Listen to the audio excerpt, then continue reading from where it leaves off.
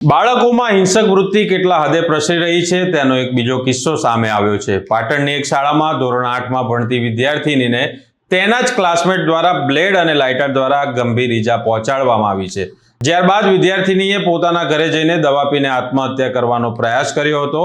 ત્યારબાદ તેને હોસ્પિટલમાં દાખલ કરવામાં આવી હતી।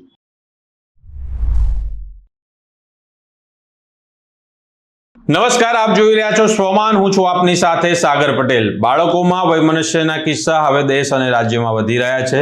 બાળકોમાં આ પ્રકારની હિંસક વૃત્તિ કેવી રીતે આવે છે તે આપણે એટલે કે સમાજે વિચારવાનું છે। પાટણની એક શાળામાં એક વિદ્યાર્થિનીને તેની સાથે અભ્યાસ કરતા વિદ્યાર્થીએ છેલ્લા કેટલાય મહિનાથી વાત કરવા માટે દબાણ કરતો હોય તેવો દાવો છે। આ ત્રાસથી કંટાળીને વિદ્યાર્થિનીએ પોતાના પિતાને સમગ્ર મામલે વાત કરી। ત્યારબાદ પિતાએ શાળામાં આ બધું જણાવ્યું, પરંતુ કોઈ નક્કર પગલાં ન લેવાતા પરિણામ તેનું માઠું આવ્યું। મીડિયા માધ્યમો અનુસાર વિદ્યાર્થિનીએ ઘરે જઈને જ્યારે તે માનસિક રીતે ભાંગી પડી હતી ત્યારબાદ તેણે લાઇઝોલ પીને આત્મહત્યા કરવાનો પ્રયાસ કર્યો હતો।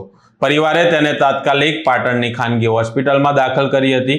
મીડિયા માધ્યમો એ પણ જણાવે છે કે પરિવારે શાળાના સીસીટીવી ફૂટેજ માંગ્યા હતા, પરંતુ શાળાએ પાસવર્ડ ખબર નથી તેમ કહીને આનાકાની કરી હતી। વિદ્યાર્થિનીના પિતાએ ગોલાપુર પોલીસ સ્ટેશનમાં 3 વિદ્યાર્થીઓ સામે ફરિયાદ નોંધાવી છે અને પોલીસે સમગ્ર મામલે તપાસ હાથ ધરી છે।